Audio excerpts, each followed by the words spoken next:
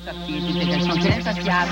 Et je sais que tu as besoin de rencontrer des jeunes bouses. Mais là, il faut qu'on s'entende sur quelque chose. Il faut que tu rentres. Regarde-moi quand je te parle. Baisse pas les yeux. Arrête. T'as les yeux tellement cernés, de toute façon. T'as l'air de...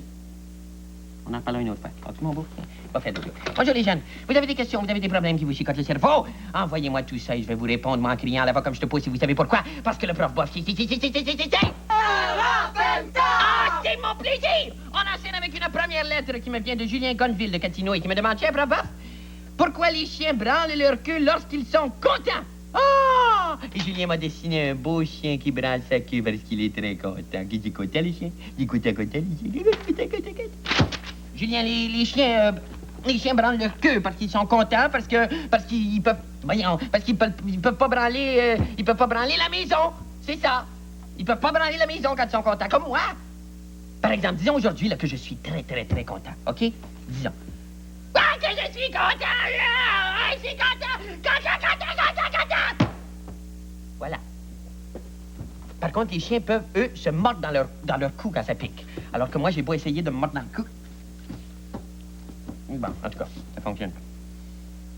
On enchaîne avec une deuxième lettre maintenant qui me vient de Éric Lucier de la rue Dempster à Farnham et qui me demande, chef prof bof, moi, mes parents me crient des bêtises quand j'ai des échecs en classe. Oh, je sais que tu es un prof bien intelligent, alors donne-moi des conseils pour y remédier.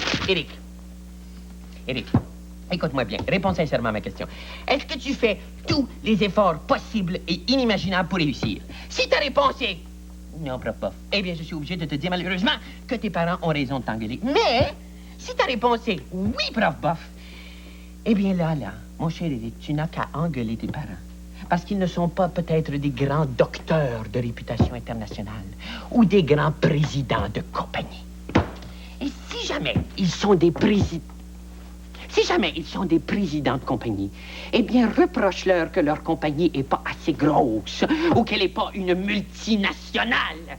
Si jamais ton père est député, reproche-y de pas être un ministre. Et si jamais ta mère fait du sport, reproche-lui de pas être Mario le mieux. Voilà. Amène ça, toi.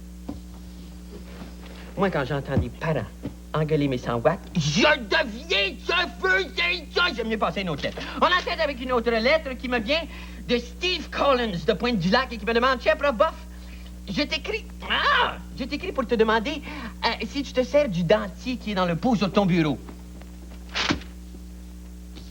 Mon cher Steve, je suis désolé de te décevoir, mais je me sers absolument jamais du dentier qui est sur le bord du bureau. Ce dentier-là me sert absolument à rien. Ce n'est... Attends une petite minute. Ah! Ah! Ah, mais là! Oh là, ça fait des années que je me suis pas sentie aussi bien.